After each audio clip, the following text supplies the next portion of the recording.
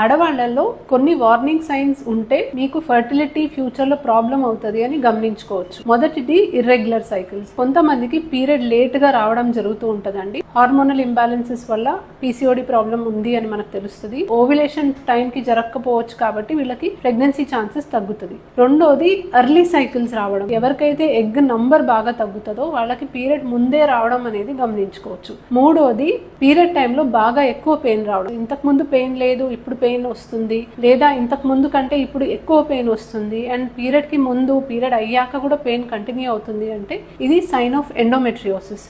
మూడోది కొంతమందికి period complete గా ఆగిపోతూ ఉంటది. ఒక 6 months అసలు పీరియడ్ రాకపోవడం, అసలు పెద్ద మంచి అవ్వకపోవడం అనేది మనకు ఈ ఫర్టిలిటీ డెఫినెట్లీ ఎఫెక్ట్ అవుతుంది అని తెలుస్తుంది. And last but not the least persistent గా ఇన్ఫెక్షన్స్ ఉండడం, వైట్ డిశ్చార్జ్ ఉండడం, అది yellowish గా గ్రీనిష్ గా ఉండడం, దురదగా ఉండడం, ఇలాగా పర్సిస్టెంట్ గా ఉన్న వాళ్ళకి ట్యూబ్స్ బ్లాక్ అవ్వడానికి ఛాన్సెస్ ఉంటది. ఇలాంటి సిమ్టమ్స్ ఉన్న వాళ్ళు కొంచెం గమనించుకొని ఒక ఫర్టిలిటీ ఎక్స్పర్ట్ ని సంప్రదించి మీ ఫర్టిలిటీ ప్రాస్పెక్ట్స్ తెలుసుకోవడం మంచిది. Thank you.